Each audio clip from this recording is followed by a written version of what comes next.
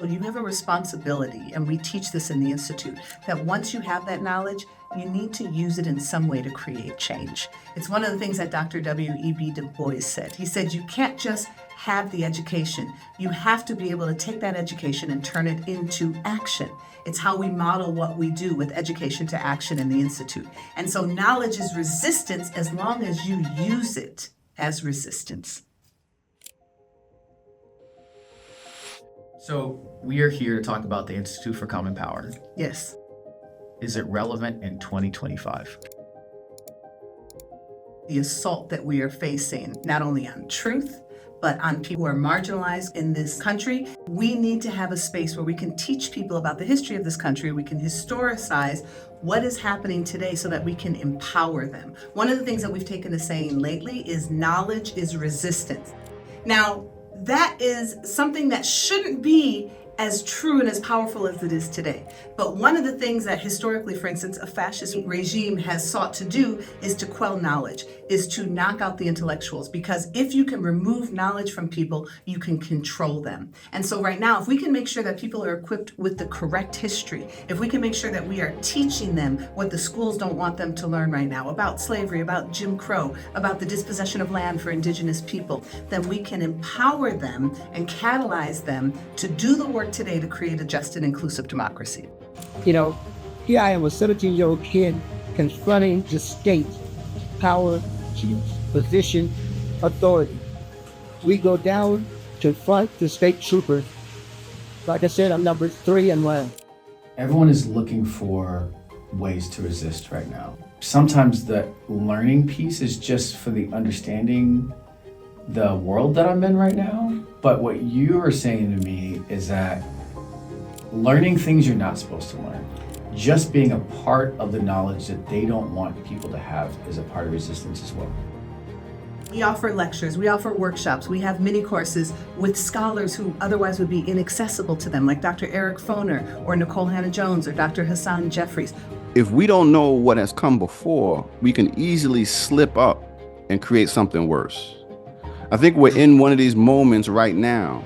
Most of what we offer is free. We offer learning tours through the South. We have programming for people of all generations. And so we want to make sure there are no financial barriers to that. So come for a course, come for a conversation to understand your power and how you can use history to catalyze you to action.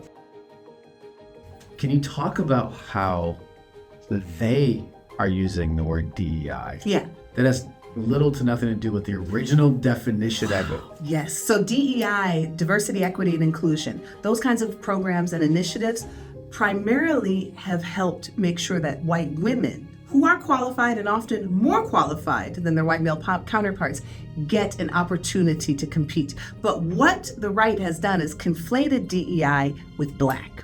And when you can do that, you can demonize an otherwise historically already demonized group and turn everybody against it. The reality of DEI is that most candidates from DEI who are Black or disabled or brown or women are more qualified. They have to be more qualified to even be able to compete. And so the idea that they're less qualified and somehow got the job, that's just not how racism and misogyny has worked in this world. I teach in a law school, so we teach critical race theory, period. Did critical race theory inform the lecture that I gave you this evening? Didn't have to. I just gave you a history lesson. I just laid out the history for you. Every day there's something that is put out that is targeting individuals. And so our pushback is that knowledge. But we're not just going to teach you the information and then let you float and figure out what to do with it. We're going to give you avenues, pathways for change. You are interested in doing something? Common Power has these different options. So while you teach this stuff, you're also taking a stand on behalf of truth in education that is eroding away today. Right. So one of the executive orders that has been passed is that anybody who is a K through 12 educator who teaches a quote unquote divisive concept, that their school could lose public funding. Now, they categorize a divisive concept as anything that falls under the idea that one group was targeted by another because of their identity. They also say it's divisive if you say that any institutions in the country were built on racism. So what is that telling us? Let's not talk about systemic racism. We can't talk about slavery. We can't talk about Jim Crow. We can't talk about the disenfranchisement of women.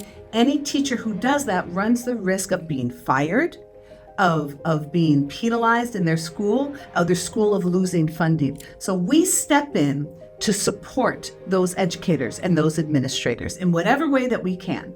And one of the ways we've been able to do that is our Truth and Purpose Learning Tours for educators. We know teachers are underpaid in this country. So through the generous support of our donors, we are able to give those teachers scholarships to take them on a history journey through Georgia and Alabama and learn this history. But more than that, it creates community for them. It creates a group of individuals who are like-minded, who after the learning tour, stay connected. We didn't know that that was going to be an outcome, and we help them stay connected. We offer monthly convenings for them to come together across cohorts. We make sure that any course that we offer that does cost money, they go to for free for life. Nothing else is required. But what we have found is that they come here and want to do the work. They learn about the history. They're inspired by the history makers who preceded them. They understand that if people before them could do that, they can do this. People are looking for a beacon right now because this is too hard to weather alone. And one of the things that Common Power generally, all of the things that we have in our orbit that we offer is the ability to give you guidance, to give you ideas of what you can do to help change the world.